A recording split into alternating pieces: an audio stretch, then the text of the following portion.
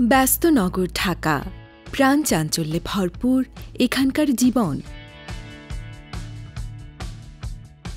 বেঁচে থাকার অনুষঙ্গ ও জীবিকার তাগিদে অবিরাম ছুটে চলায় কোলাহলমুখর এ শহরের যেসব স্থান, তার মধ্যে মিরপুর অন্যতম। আর মিরপুর একের চেনা একটি রাস্তা ধানক্ষেতের মোড়। রাস্তা ঘেঁষা বাজার, নিত্যপণ্য ক্রয়ে স্থানীয়দের ব্যস্ততা, স্কুল, কলেজ ও অফিসগামীদের গন্তব্যে পৌঁছাতে ছুটোছুটি এবং রিকশা ও গাড়ির জটলার মিলমিশেলে এ এক ঠাঁস বুনট নাগরিক চিত্র। এই ব্যস্ত এলাকারই একজন শাকিলা আক্তার।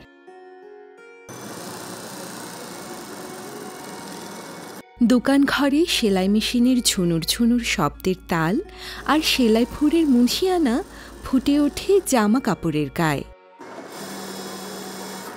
এ কেবল সেলাই নয়, যেন নিপুণ হাতে স্বপ্ন বোনা। কিছুদিন আগেও দরিদ্রতা ছিল আবার নিত্যদিনের সঙ্গী। আমার একটা পুরনো সেলাই মেশিন ছিল, যেটাতে আমার কাজ করতে খুবই অসুবিধা হতো। কিছুদিন পর পর মেশিন নষ্ট হয়ে যেত, ঠিকমতো কাস্টমারদের কাজ ডেলিভারি দিতে পারতাম না, তাদের অনেক কথা শোনা লাগতো। আমি যা আয় করতাম তার থেকে বেশি খরচাই আমার ছিল, সঞ্চয়ের কথা তো মাথায় আনতে পারতাম না। কিছু মানুষের মাধ্যমে আমি জানতে পারি পরিবেশ বান্ধব বিকল্প আয়ের কথা।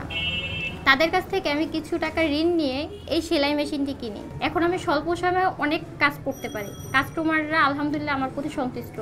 আমার কাজের অবশিষ্ট যে ময়লা আবর্জনা থাকে একটা নির্দিষ্ট স্থানে ফেলি আমি, যাতে পরিবেশের কোনো ক্ষতি না হয়। এখন আমি দুঃস্বপ্ন নয়, এখন আমি স্বপ্ন দেখি সামনের দিকে এগিয়ে যাওয়ার।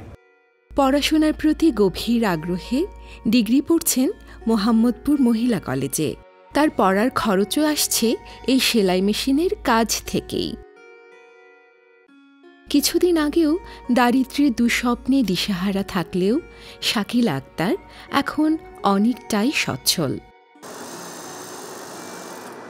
থরে থরে রং বেরঙের কাপড়ে সেলাই বুননে বুনে চলেছেন সুন্দর রঙিন একটি ভবিষ্যৎ।